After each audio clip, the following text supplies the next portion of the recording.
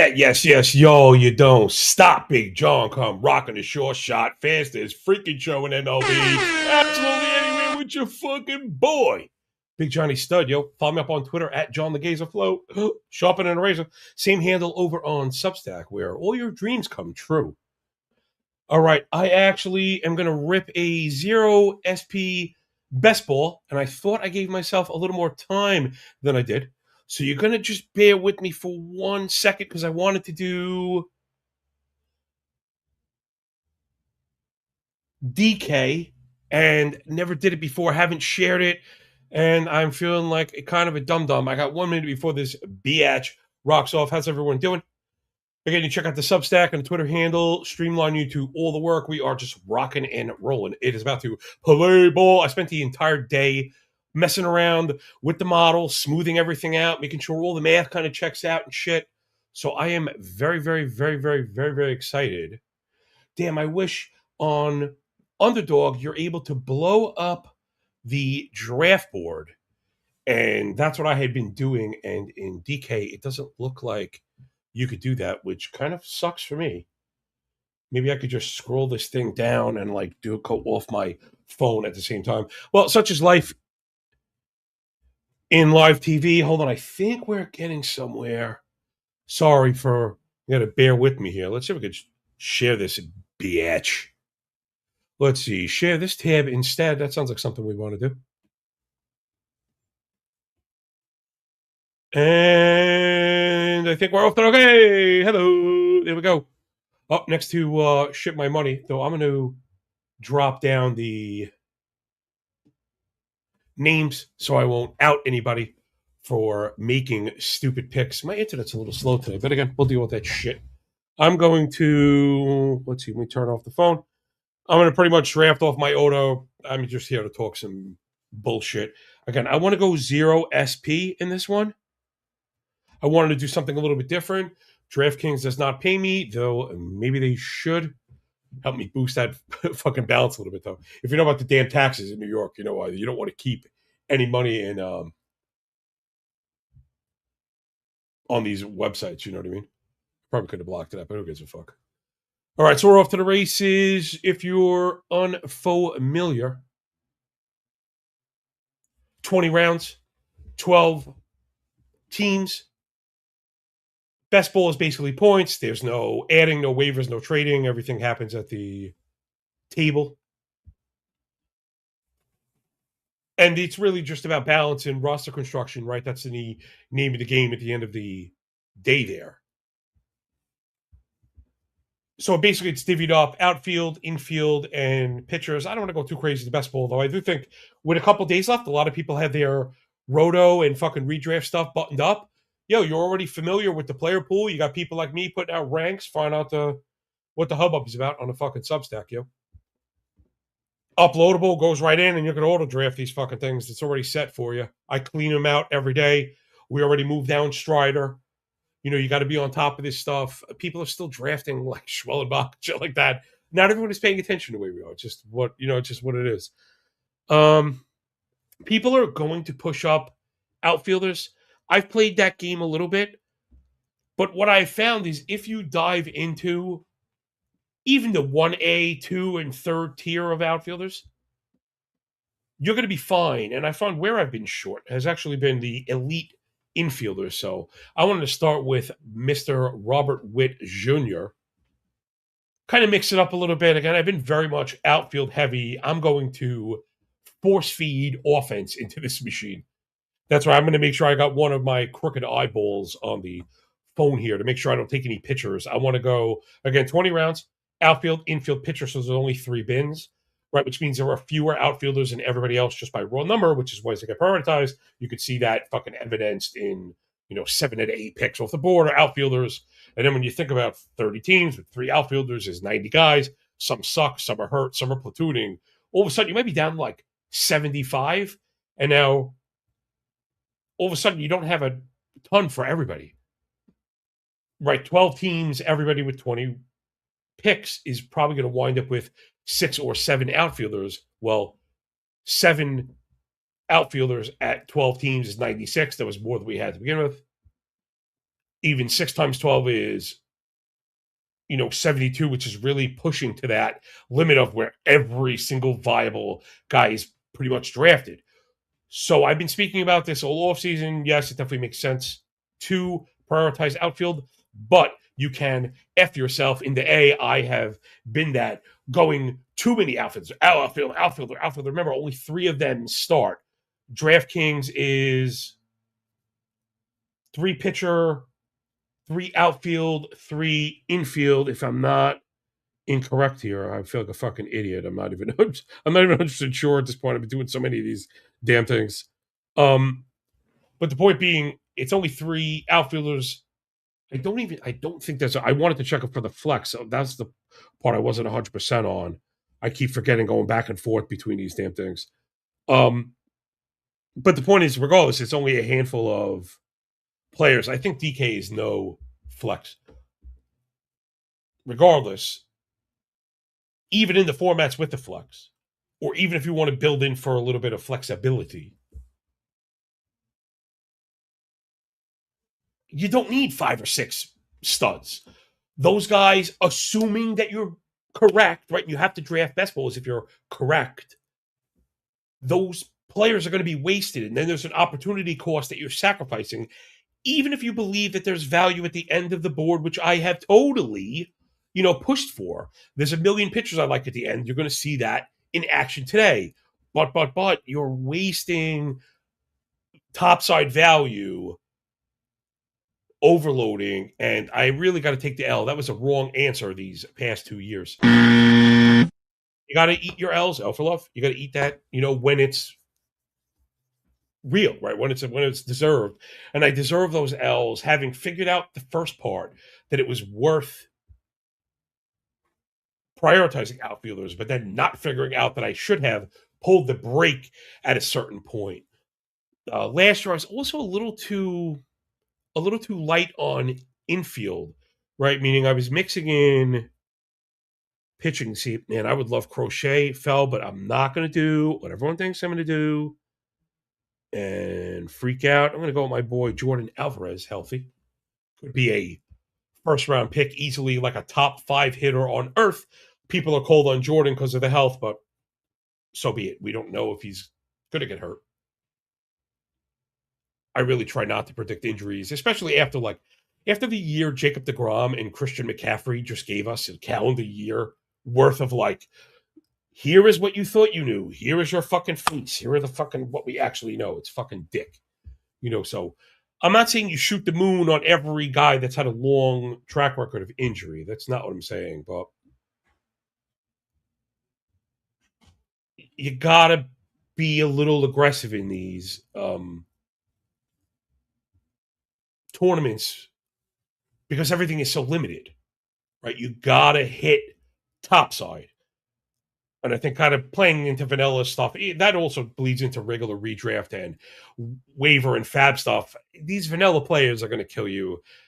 There's a NFBC argument if you're doing 15-team, 5 outfield shit where the boring veterans pay the bills, but they really don't pay the bills in the majority of leagues. You kind of see that in the totals, right? If you ever look at best ball totals, there are players that compile that put up big totals, but that doesn't account for the scoring weeks that you really want out of these guys.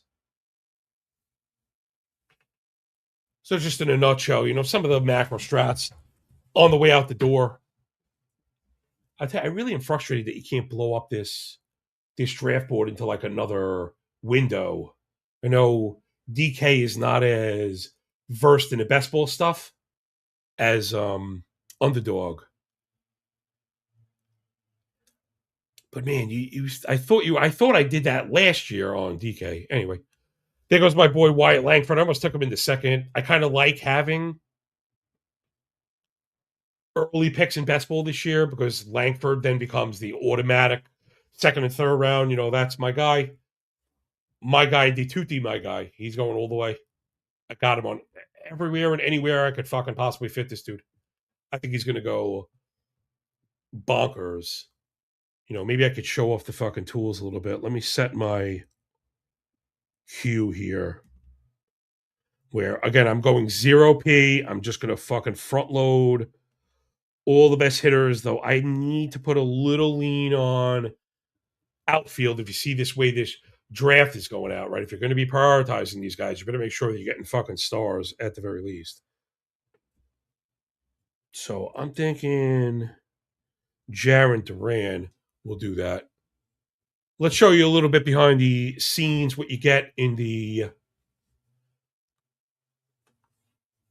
Substack. This is a view of the hitter stuff. Now, I have less individual hitter stuff come in season with all the betting that we're doing. It's more very focused on individual hitters than a lot of the team stuff that's very difficult to find. Though I've been making a lot of strides with AI, and I might be able to present a hitter sheet also. So if you're good with the Control F stuff, or if you're good with the filters, you're really able to use these tools in such a crazy way. So you go down to Langford. Let's check it out.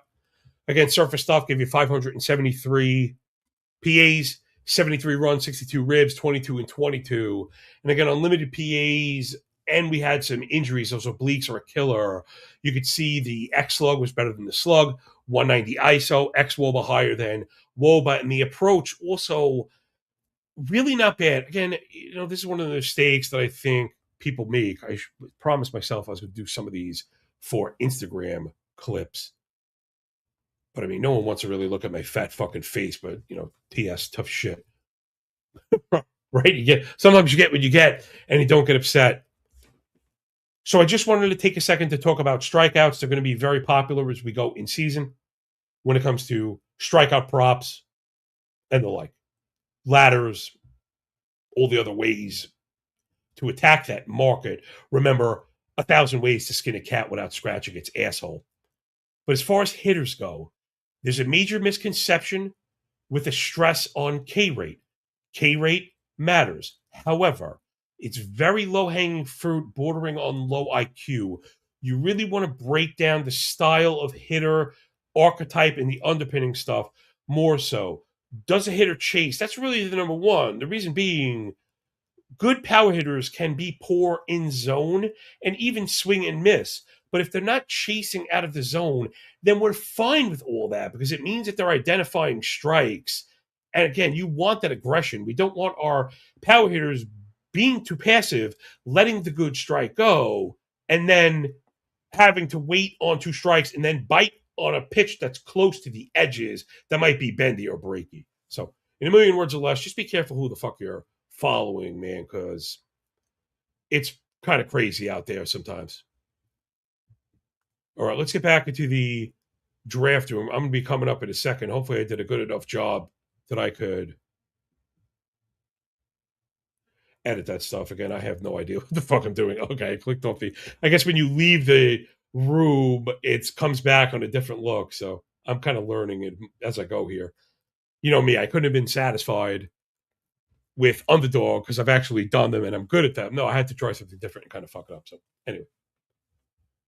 All right, we're back doing the 0P thing. Right now it's Bobby Witt, Jordan Alvarez, Jarren Duran, which you got to love. I'm going to make one more pick because I'm up. And then we're going to dump back into Wyatt Langford. We made a little tangent on how to process some of these stats, and I think it matters. We got to be careful with baseball that it's not just like stat, repeating number, that we're actually understanding what they are telling us and maybe how we can use that looking forward. Man, up again, I'll tell you, these fucking outfielders are just really running out fast, but I don't want to be passing on the best players. And this is one of like the ultimate values ever. How Rafi Devers is a mid-4th pick is insane to me. He's like a 2nd-round pick in high-stakes stuff. He's a 1st-round pick in fucking Underdog, and there's a 100% correlation between the scoring in the two sites. It's really crazy. So back to Langford, man, maybe I'm going to try and share it again because you really want to see it actually. That, right, once we break down the disciplinary stuff, Langford, above average zone contact, elite chase rate. He's a little passive, but it works. Elevation bin, the next step. He elevates lots of line drives without infield flies, right? Not, again, this is another one. You got to drop the ball whenever. These are the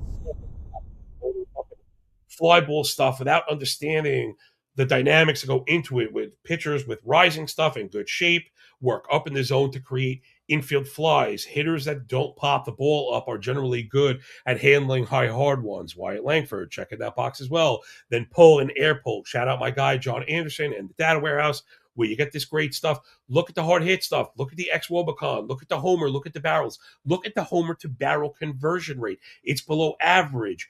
Everything about Wyatt Langford is just screaming, screaming, screaming.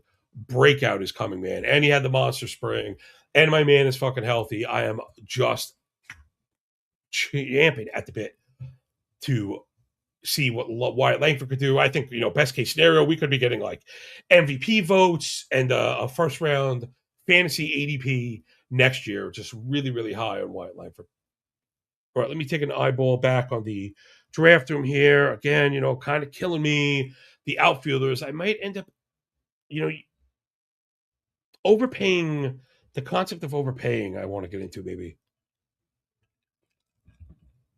So ADP at this point, we'd like to think it's mostly sharp. However, there really is a self-fulfilling element to ADP. And you see it in these rooms. The Devers thing is a perfect example. I think Chris Sale's ADP is another good example. Guys that are going just so much earlier on other formats, and no one seems to care.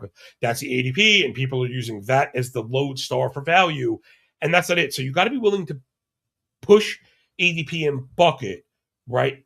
The reason I like to adhere to ADP is because people use it as a self-fulfilling element, and you might be able to play chicken with it and get all the guys that you want, right? Get that extra pick. Did I get fucking sniped while I was bullshitting? No, it doesn't look like it. Oh, there he is. So I'm going a little bit.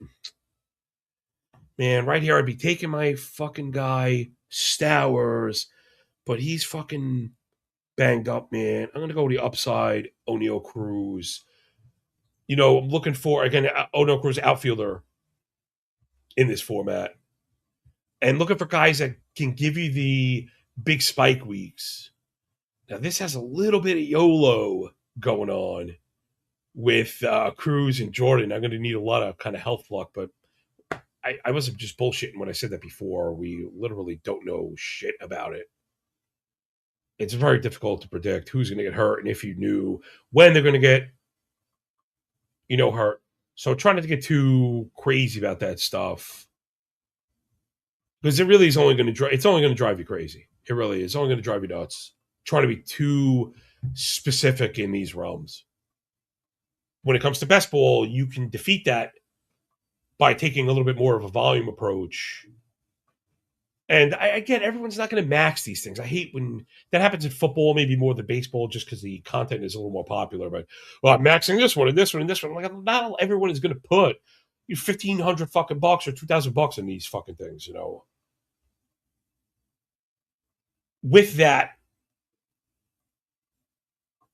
I think you should view this particular format. DraftKings, why don't you call it a $60 league? So you get 3 bullets, right? Or 100 and get 5. And I think that makes sense, where now with 3 or 5 leagues, you can build your portfolio, kind of build out your sleepers, your end game guys, the guys you want to get. After the first draft happens, you see where maybe you missed or maybe slipped up and can correct. Again, the guys that you want to add, maybe guys that got left out, maybe a guy you got sniped on. If you get all your guys in the first 2, maybe the third one is you're taking the guys you've gotten less of. That's what I'm kind of doing here. I didn't get a ton of Alvarez. I didn't have a ton of Bobby Witt. And I think, a Witt, Jordan Alvarez start, you could have the 2 front runners for AL MVP on your hands. Right? That shouldn't shock anybody. Guy, Jordan Alvarez hit 45 fucking home runs here. You say, yeah, well, so what? It means he stayed healthy. Witt was the MVP. So, yeah, no shit. Got it. He stayed healthy. He runs. He hits for average. Means he probably scored 125 runs. He might have hit 35 bombs. Might have stolen 40 fucking bags. Maybe get you another 85 ribs. depending where he hits. If he's in the 2 or 3 hole, shit, he gets maybe scored, run scoring maybe a little bit lower, maybe 105 scored, but 115 knocked in, easily could be the top player, right? So you want to have guys that have that. I think Durant is another one of those players. He's kind of gotten jumped by Roman Anthony, and I think Durant should be going first. Man, Kyle Stowers is like staring at me right now. I've been drafting this guy obsessively, but he can't stay on the field, and now we're going to miss. They're saying could be 4 to 6 weeks. I'm going to make. He's really got to slide if I'm going to draft him. My guy Suzuki is out, and I'm just like, what the fuck, man? All my favorite fucking players, they never even make a day without being injured, and I just hate drafting early sometimes. But it happens to everybody. So for everybody, you feel like, oh shit, that guy's hurt. It's every other fucking league also. All right, little Austin Riley, fucking superstar, another guy that's habitually gone in the second round of high stake leagues, the third round of high stakes leagues. Now you're getting him at the back half of the sixth. And that's in a league where there are no relievers drafted. There's very few catchers being drafted. These are basketball point leagues, a little bit different. It doesn't have the nuance that some roto leagues have, which again is my pitch. And none of these fucking idiots pay me anything to promote their damn products.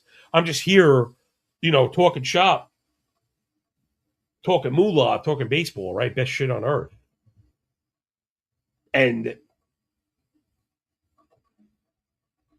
to throw $20 at this, where I think we have a legitimate edge over the field with a $200K payout, where I don't have to manage it, man, I'm like all about that, right? Where do I sign?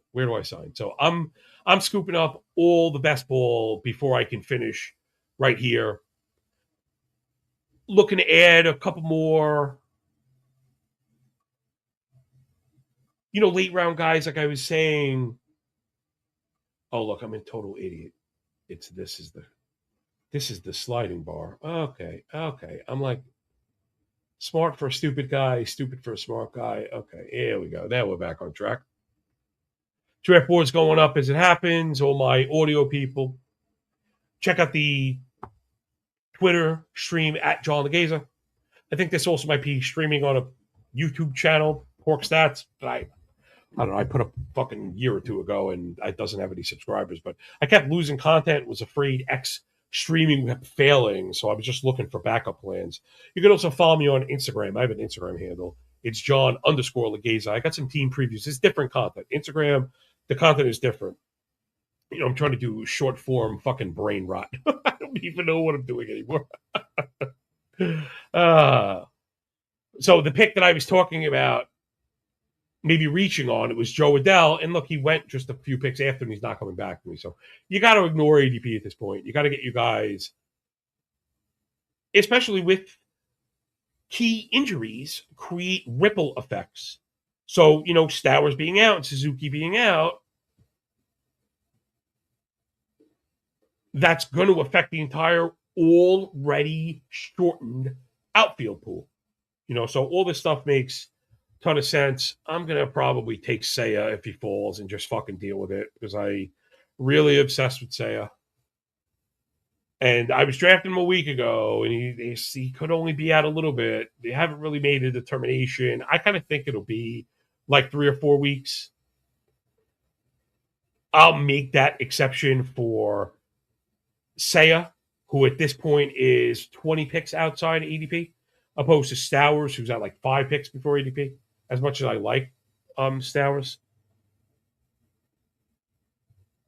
Oh, I thought I was on the clock. I am not. I just faked myself out and did a whole little and Suzuki went before me. Fuck me. I wonder if the person drafting is listening. Fuck you, bro. Hold on. I got it. Hey, bitch. You bitch. Okay, sorry for giving you the fucking forehead right here, but I'm not. You know what? My guy Michael Harris is putting together a strong spring. He's got big topside, and I had Austin Riley. Oh, that'll bring us a little natural segue into stacking. I think in best ball, stacking is a very good idea. I also think people overdo it. This happens way more in football, but it definitely happens in MLB also. You want to connect your players. but they're not directly correlated, right? It's not if Riley has a good game, Harris has to have a good game. So if we're looking in ADP as a range, right, thinking of ADP in a range, even on like a 6 or 8 pick either direction slide, no problem. Gotcha. Again, I'm not going to, with one side of my mouth, tell you to ignore ADP and the other side of my mouth say that you shouldn't be stretching for stacking. But remember, you want to be thinking in terms of bands. This is good advice for all drafts because ADP dictates behavior, even what it's doing to you, right? So it's fine. It's almost like admitting stupidity, but everyone is admitting enough of it that you could still use it to your advantage. You may have a guy you know you want, but if he's 50 picks away as far as ADP, do you need him now? No. If I really felt that way about the Adele pick that I missed on, I could have went for it because it was right there. It was probably 8 or 10 picks off of ADP. Where again, that band makes a wide band in both directions. A band wide enough that I don't think you need to go outside. Get your guys season, but it's also don't be a fucking asshole season. Right? Every season is don't be an asshole season. Okay, so we're getting ready to come up again. I've got 3 infielders, 4 outfielders. Once I'm at the 3 infielders that I have on my starters, right? Remember I talked about that? Getting the great players that you think can get you all the scores. Now I'm probably going to come back to them after some outfielders. My guy, man, I got to pick between 2. Maybe the second one will fall. So the first one, we're going to go Dale and Lyle, who I love. Let's bring up a little. We could bring up the Lyle stuff here.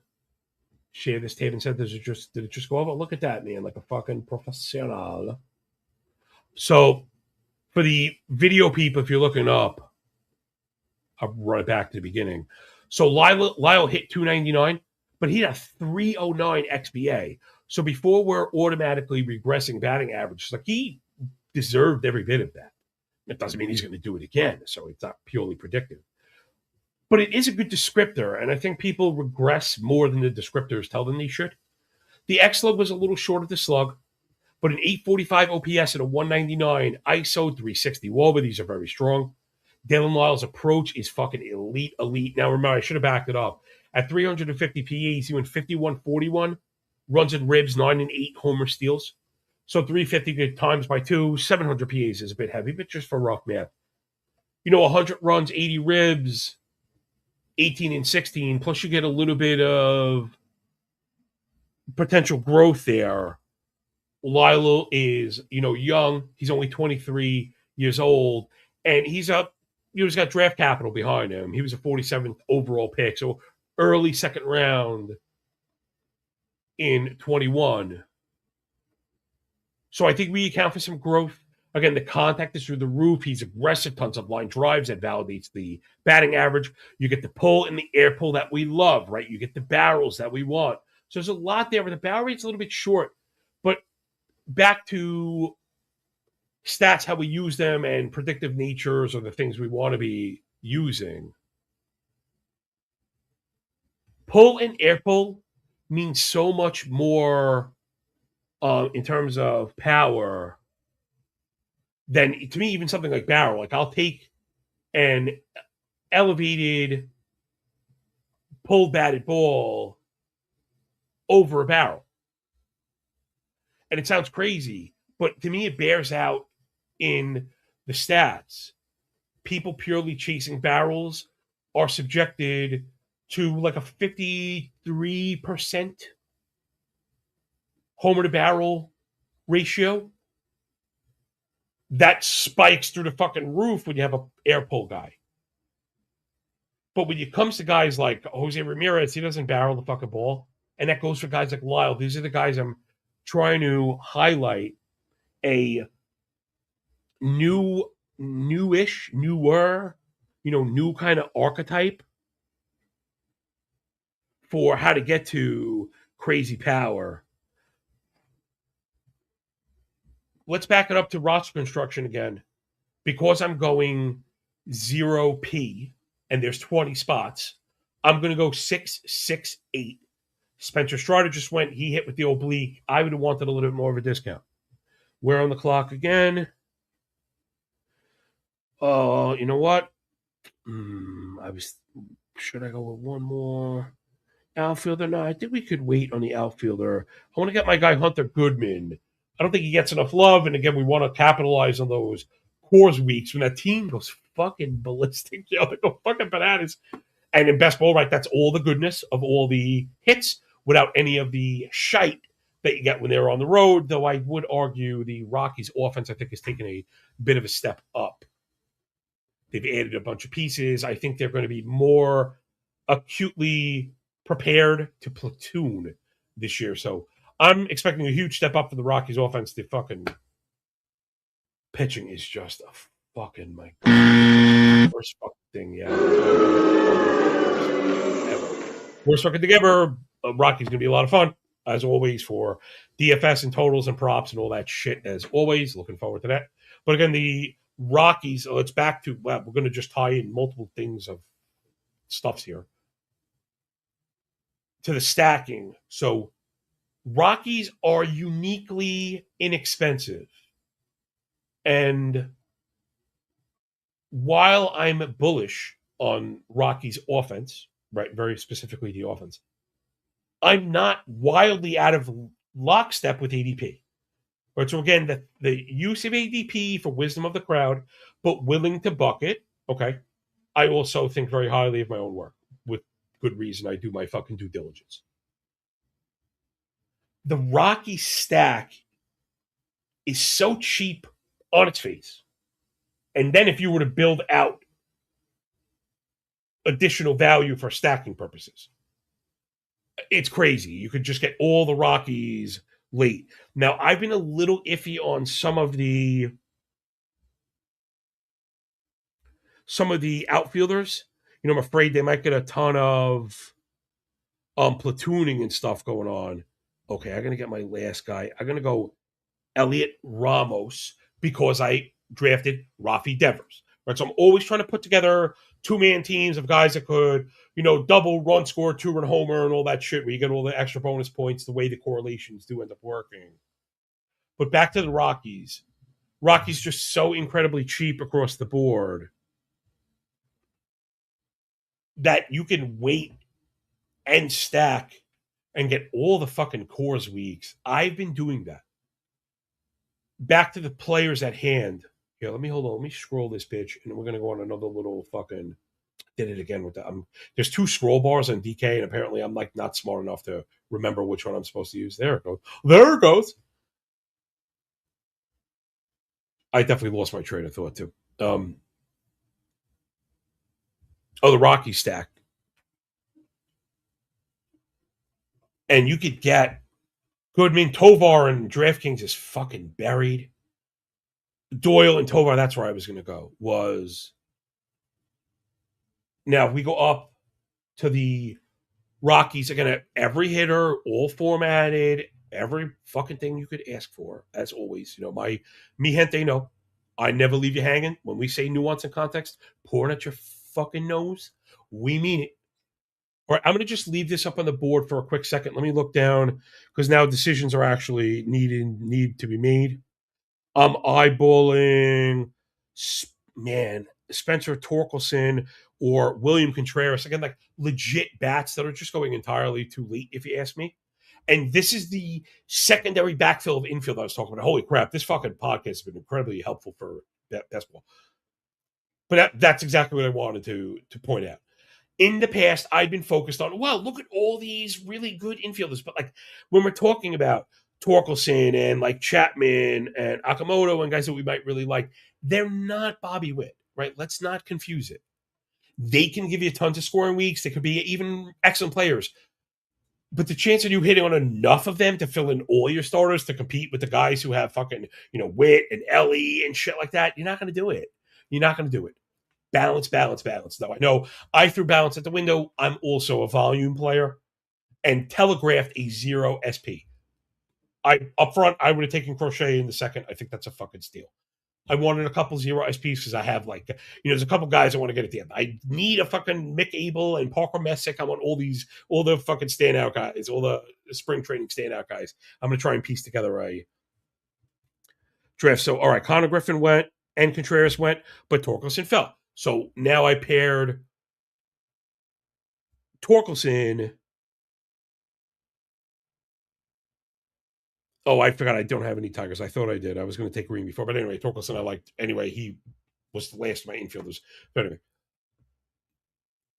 okay, good note on when you make a fool of yourself.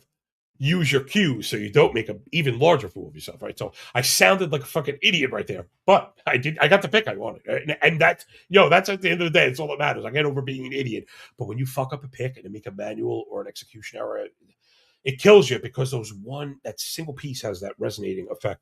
All right, so right now we're 11 picks in. I have 5 infielders, 6 outfielders. I'm going to take one more infielder with my next pick and then blow through fucking pitchers. And I am curious to see how this is going to work. Let's backtrack to the Rockies. Anybody that's an audio, maybe you pop over here. And if you haven't subscribed, this is the kind of stuff that I'm talking about. I think this is what separates us, the level of detail, the formatting, the neatness, and the consistency, right? This shit is up. The player stuff, the model, the team totals, the SP ranks, everything I do is up before the fucking crack of dawn every day, 7 days a week. Haven't missed. I opened the Substack 2 full regular seasons ago. We haven't missed a single data day, right? It's my dedication to you. You're going to support me. I'm going to support you right back. I'm eyeballing Matt Chapman. The Giant stack is one that I actually do have. We actually do have a Giant stack. So if Chapman falls, I'm going to take him and not fuck this up, and then I'm just going to go pure pitchers, and that's it. So that's it. The pitchers are, it's a little reaching going on. Here I may get some inning eaters, but I'm not fully discouraged. We're gonna have some sexy arms in there. We'll see how this shakes out. Offense is locked and loaded, right? Witt, Devers, Riley, Torkelson, Chapman, Hunter Goodman in the infield. That's fucking stacked. Outfielders: Jordan Alvarez, Jarren Duran, O'Neill Cruz, Michael Harris, Dalen Lyle, and Elliot Ramos against stacked. Remember, the supply is finite. There's no waivers. There's no trading. There's no adding. People are drafting guys that don't belong, but you have no fucking choice because you get asked out. So remember, if you're just jumping onto the stream, I lay out in the beginning how to balance outfield to prioritize it properly without overloading it. Now, maybe this is not the best advice on a 0 SP draft, right? You should never know you're going to be 0 SP unless you're a fat idiot. But in my defense, I put my fucking money where my mouth is. I promise you, on my fucking kids' eyes, this is my cash, right? And not a fucking site credit. So, okay, so pitcher bonanza is on. Okay, my pick would be Nick Lodolo. He's right at ADP, but he's got the blister. I'm going to go, should we go Lodolo or Castillo? All right, fuck it. It's just a blister. Let's get Lodolo up there, right? Where I want my guys, right? We got to be going with our guys. 11 picks. Castillo is not going to make it back. To give you an idea of the players, ADP, like Flaherty, Bybee, Leiter, Sheehan, those are going to be the guys I'm looking at. Now let's get back into the Rockies are up on the board, as is.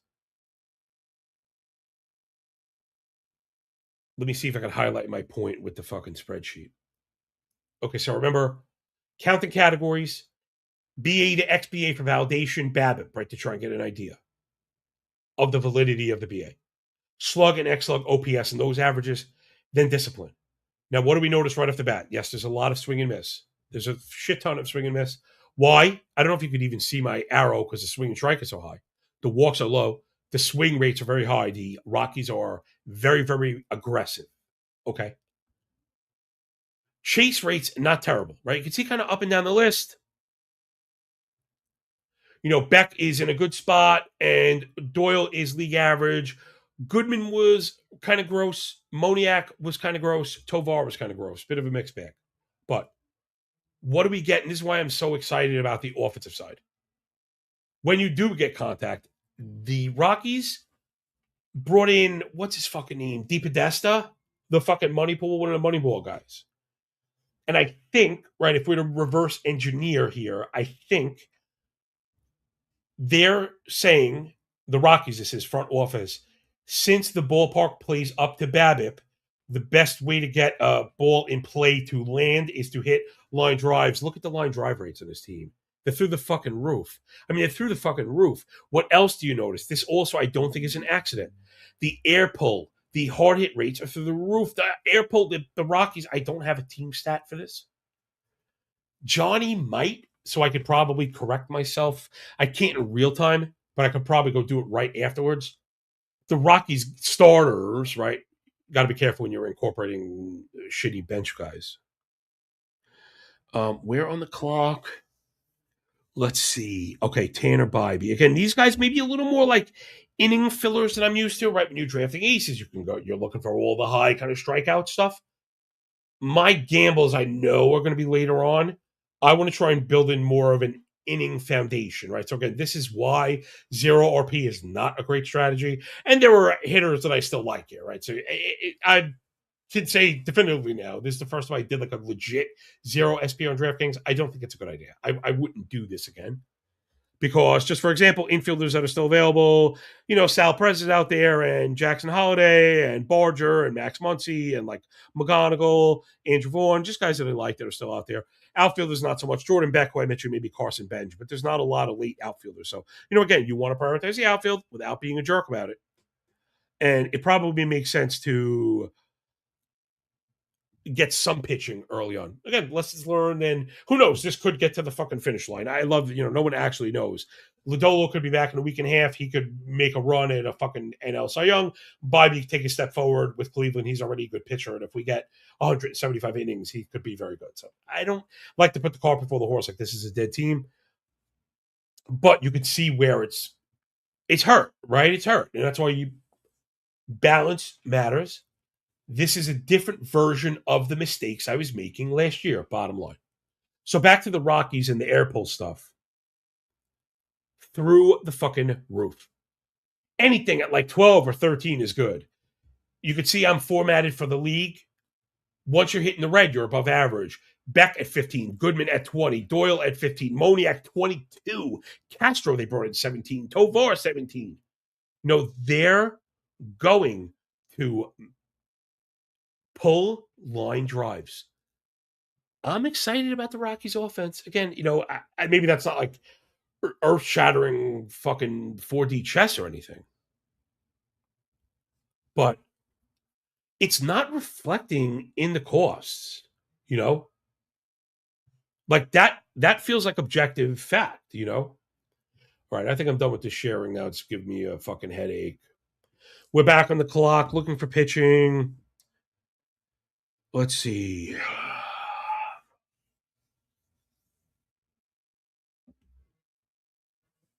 Flaherty, McClanahan. Yeah, I think I got to go one more inning guy, Flaherty. Bybee and Flaherty I see is more, again, inning collecting. You're going to get good innings, but I think they're, you could project them for a lot of them. Of course, after I said I was done sharing, I never actually shared because I'm not as good at this as I want to be. Look, there's that double slider again. All right, we're almost back in fucking action. Okay, we're at the bottom of the board. I'm officially done fucking scrolling and making a dick of myself. Notice I mentioned Baz McClanahan. They both went. I didn't mention Snell. Snell went off the board. I was considering that. I'm thinking about next maybe going with the big hit. Garrett Cole is still out there, right? He's an impact guy. I kind of have my eye on maybe Jack Leiter. Funny, I mentioned Muncy. Muncy went round 15, which is early for Muncy, but that's where I have him. I would say this person might be using my ranks, but you can't be. If you drafted Yesavage in 13 and Castellanos at 16, we're misaligned somewhere. Lourdes Gurriel. Again, this gives you an idea of how bad the outfield situation is. That's the best way I can put it. Nick Castellanos is going at pick 180. Like, we are not interested in that at all. Dylan Cruz went in the 15th. He just got demoted. Like, that's a risky fucking pick, man. The outfield shit is really, really risky. Now, I'm looking at Leiter. I'm looking at like Cole or Sheehan. I should probably play it safe with Leiter, but man, I really want an ace type. I'm gonna go Cole. Right? We hope he's pitching right now, and he looks at Sheehan went right after me. I wonder if people are listening to this fucking stream. Sheehan, that was my coin flip right there. Emmett Sheehan in line to just do absolute fucking damage. Man, I said I was going to be done fucking sharing, and I can't because I finally have a chance to share the world famous fucking pitching sheets. You gotta let them wash over you. There's Control F in action. Go right to the Sheehan guy. Now, these numbers are a starter if they don't align with like Fangraphs totals. I don't remember if Sheehan had relief appearances. He probably did. ERA and WHIP, again, you can see expected ERA and Sierra. What's that other one? Take a close look, people. That MLB MA is my own personal indicator, which I am extremely proud of. Why? Because it tested out better than both of those. Thank you. This had to do with work. I did it The Athletic a few years back. Brush fire got set off. I've been working on the indicator for a while. One of my subs gave me a push to get back in the game last year, and it was very successful. So I'm really looking forward to using it again in prediction markets. But let's get back into the draft. We're on the board. I'm going to leave the hitting stuff up for a second. We'll get back to it so it reminds me where I was. But I do have to make a pick. Cody Senga, Shane Smith. I mentioned Parker Messick, but I think he's going to last. Watch somebody fucking snag it for me, but there's so many good late pitchers. Okay, so I think the upside on Senga is crazy. I was a big Senga guy. I started feeding him because I was worried if he could find it. But, man, he's spinning it again. And when he's on, this is one of the top guys. So let's get back into Sheen. You can see up on the board my indicator again, just one more time. Come on, for the kids. Yeah. Me. Fucking me. Let's go. Let's fucking go. Know what I'm saying? Very, very, very proud of that. Ton of fucking work went into this shit, man. Ton of work. Just to get those few bips. And yeah, everything's checking out. I ran it through Claude and ChatGPT and Grok, and I came out the fucking winner on starting pitcher accuracy. So let's get back into Sheen, why he's so fucking damn good. You get good velo. He's got good stuff on the four-seamer. It's not great. But the command and the control are fantastic. Again, every episode we got to shout out the prop majesties out there. Unnamed prop morons misleading people, talking about plus EV information, and it's like the word. It's just the worst. If anyone is pointing you towards walk rate, that's like the stat. There's a walk rate. It's like that's like the lowest IQ stuff there is, right? You got to incorporate ball rate greater than sign walk rate. It's entirely more predictive, but also in a combination of all the stuff you see here. Again, it's not up to my fucking health. CSW, do you get the called stuff over, right, with the swinging strike? Ball rate over walk rate, first strike rate, chase and zone contact, right? Build the profile. Build the fucking tapestry. This lazy shit. Now, granted, Sheen kind of checks the boxes. His command is really good, but it's really good. 34.5 ball is fucking elite, man. That 5.5 ball is believable. In fact, it could go down if you re-rack these inputs. Now, Sheen does work up in the zone. You wish the stuff plus was a little bit better. If it was, you'd see a higher infield fly next to fly ball in the elevation bin. Again, the stats that matter are up. They're there for us to tell us that story. You know what, man? I let off with Parker Messick. I got to get Messick before someone grabs him. So I was up again and got Messick. Now, so this is what a 0 SP build looks like. And then we'll wrap up on Sheen, though I think we're pretty much done. Lodolo, Bybee, Flaherty. So, it's good. It's not great, right? It's not great. Lodolo, Bybee, Flaherty. But you feel good. You're on, winning teams. Could get you a dub. but they feel like quality start kind of games. I guess Lodolo's got upside. I really do like Lodolo. I don't mean to sell him short. Then Garrett Cole, we got to get him back before we get anything, and he's got to be back and good, and there's your risk. Right. Then Senga and Messick, and it's like a little ugly, but I'm feeling good about it. And there's still a million pitchers, I like Cavalli back here. I like Painter. I like Abel. I like Ashcraft. There's a lot of fucking good pitchers back here that are basically going and like undrafted and stuff. I'm trying to see if I missed anybody that maybe made some news, but I take a lot of pride in keeping up on the upkeep here. And no, there's no real sneakiness. So let's just wrap up. Kashin was up. That the disciplinary approach is fantastic. And the elevation bin leaves something to be desired, though it's not disastrous. The problem, right? You see the misses reflected in the barrel. Now, the homer to fly ball was on point. Could have gotten a little worse. The homer 9 might get a little bit worse. But Sheen's also very young and removed from TJ, right? So there could be a whole nother level. He's got pure, unadulterated, stanky fucking filth. Sheen is ridiculously good. They made us all a little bit nervous, the damn fucking Dodgers. Talking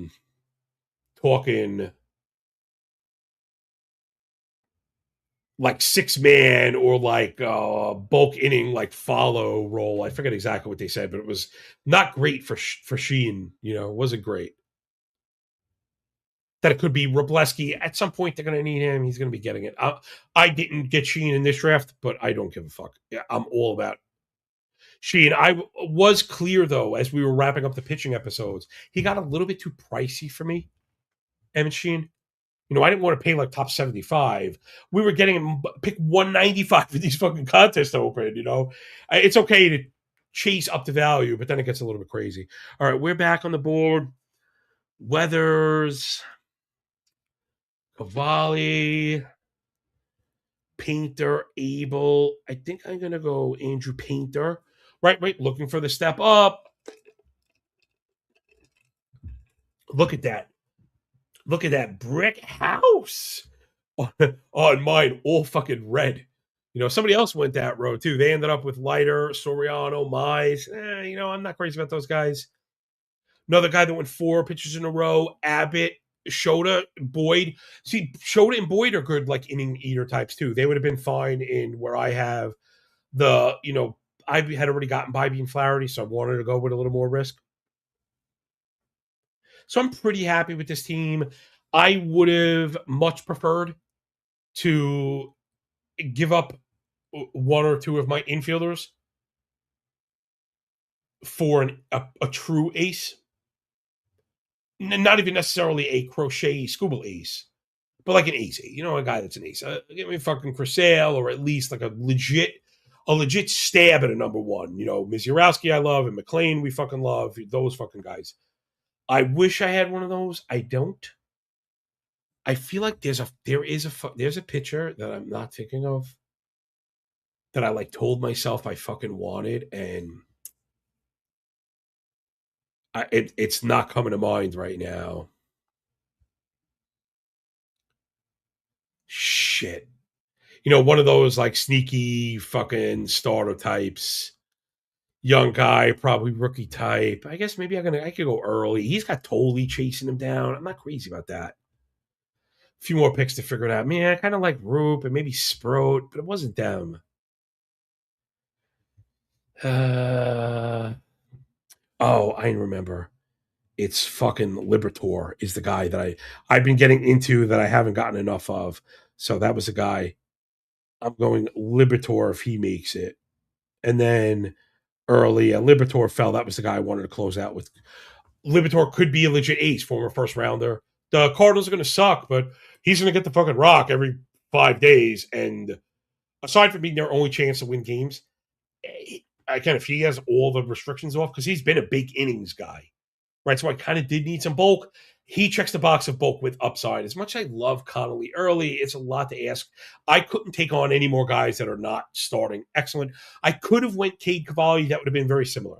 Cavalli doesn't have the innings, though, and I wanted innings with my Cole risk. So even though this team is not perfect, I hopefully addressed, kind of thinking down the line. All right, so that was a best ball. I'm going to do a dinger, either another one later today or fucking tomorrow. These streams are ripping. I turn them into fucking podcasts. Hit me up with questions you have or anything like that.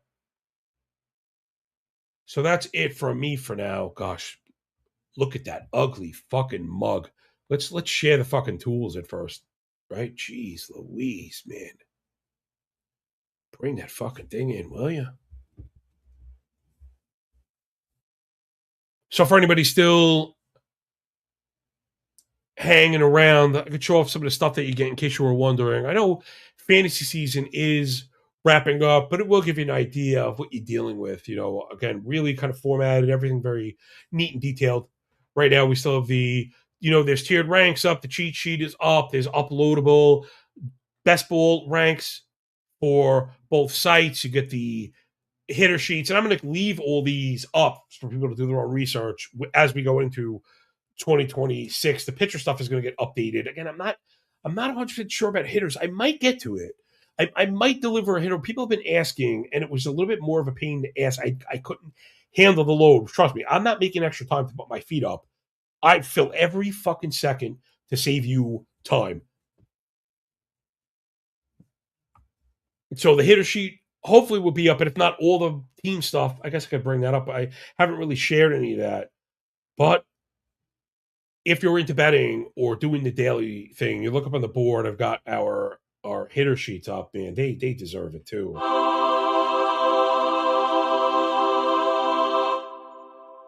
Commodity. Every day, these update before you're awake. All the stuffs. X-Woba, X-Wobacon, split for lefties. X-Woba, X-Wobacon, split for righties. X-Woba, X-Wobacon. You can't get this data accessibly for that price anywhere. Anywhere. You want to know. I mean, to sit and have to format it is absolutely insane to do this work every day and then rebuild it. How could you want to do that every day? $2 a week, Big Papa Pump got your fucking hookup. You know what I'm saying? If you hear me. We do the bullpen report. Again, if you're doing DFS or you're playing team totals, you need to know what shape the bullpen is in. That stuff all just matters so much, man. To me, it's fucking kind of crazy to, not be on this stuff. Just like insane to have to start from scratch every day and then not even be filled in. So again, every morning I do the Cook bullpen report. It comes with the email and I reflect it in the bullpen. So like, you don't have to adjust the work.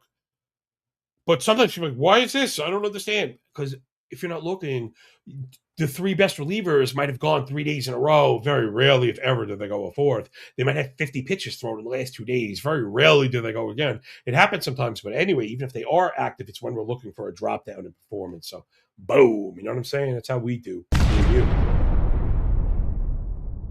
It's just all the things you could fucking handle. Team stats and the bullpen stats. Again, everything updated every day. Once we get into the season, you get time splits. Right now, there's fantasy stuff. There's the IL list and just the risers and fallers. I'm keeping notes to reflect the ranks as they change. It's just fucking crazy around here. So appreciate you all for picking up what I'm putting down. You follow me on Twitter at John the Gazer. We'll streamline you to all the work. Feel free to hit me up with any questions and shit that you have. If you have questions about how to use the data, how I use the data, how you could further use the data. Once the season starts, listen, man, I think the split team shit is worth the money on its own. I think the earn run indicator, the custom indicator, is worth it on its own. I think the implied team totals are worth it on its own, and I think the algo will all worth it on their own. Put it together. What do you got? Fucking bibbity bobbity boop. Nothing. Like, I don't want to hear it. You know what I mean? If that ain't enough, you're too cheap, bro. Show us how fast you could do it. Because that ain't it, Chief. That dog don't hunt. Last note before we go: if you see stats that are accessible, right? Nothing fucking too crazy. That are public domain, that are forward facing, and you're wondering why they're missing, and maybe test out, well, ask me. I'll put it up. A lot of these stats got here that way. I was not accounting. it is what it is. I take my L's. Remember, Elf Love. Swing rate was not on there, and aggression really matters, right? Especially when we're getting into the actual matrix part of it, right? Combining a pitcher versus a team. If a pitcher is throwing strikes, that aggression is going to matter. It also helps to build the tapestry. So, and boom, there it is. Whoop, there it is. Barrel X Woba. I mean, this shit is just like, you need it. You need it. And then the split stuff when you're facing all your lefties and everything. I don't know what else to add. So I'm really looking forward for the fucking season. It cannot come soon enough. I'll be ripping best balls. Hit me up. I'm going to be pumping fucking content until it happens. I think I'm going to work on a long shot futures ticket last minute to get out. And, one last thing I wanted to clip for Insta. At John_Legeza, different content over there. There's a series of brain rot team previews. But I wanted to cover something because, I'm getting those clips out. And sometimes in this day and age where no one has the attention span to watch this show like you people do, you fine people, fucking scoundrels you are. You got to cut shit down to 90 seconds for the rest of the brain dead public out there. So I wanted to take 1 second to talk about MLB futures and how there's a new and unique opportunity to make money in prediction markets, providing you're following someone that knows what the fuck they're talking about. For the first time, the difference really between prediction markets and sports betting, which is binary, prediction markets are trading and you can move in and out of these markets. So where that's so useful in futures markets, which are a long-term market that are also very dynamic, there is a really wide open opportunity to get paid on, let's say, Rookie of the Year is a really great spot. The Rookie of the Year market is wide open. Rookies, I don't want to say very rarely produce out the box, but it's very fucking difficult. Hashtag MLB fucking hard as shit, yo.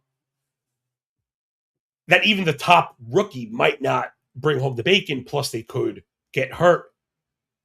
And in a market like that, where not everyone even gets you the full season, so samples can be small and influenced by recency, we got a chance to get some long shot futures down and cash every fucking one of them without that player actually winning the award, because they were plus EV picks that will eventually gain in value. So that, in 3 million words or less, is how prediction markets really open up futures to be wildly profitable for volume players, which used to be a pathway to the fucking poorhouse. Clothes in a bandana tied to a stick, looking for a spot to sleep under the fucking overpass. Because you got ahead of yourself in the preseason and bet on fucking 50 guys. But now, they all could cash. Are 50 going to cash? No, but you quite literally could build a 10-player ticket for the Rookie of the Year, where every single one of them profit if you're not a greedy fuck. Remember, gamblers, here's another good clip. Why do bettors fail? Bettors fail because they're fucking greedy as shit. A sports bettor wants to take $100, make a bet, and make $100. A sharp trader looks to trade with $100, make 2 to 3%, cash out 3%, and fucking fist pump that shit. Think about the disparity in expectations. And that's the difference. Simply put, how that affects us now and why I'm so fucking excited, even though I was a boomer and got away from straight betting because of returns in money markets, APY. You know what I'm saying? Drop the ball. We finally have the ability to cash out the CLV. The model's going to come out every morning or even at night, depending which games are listed. We're going to look for CLV and cash this bitch every fucking day. Look at that on a more broader term for the futures markets. You almost want a piece of every long shot that has a real chance. Because I got news for you. If they come out firing the first fucking 2 weeks, those prices are going to fucking triple. And you just get out. Just get the fuck out. Boom.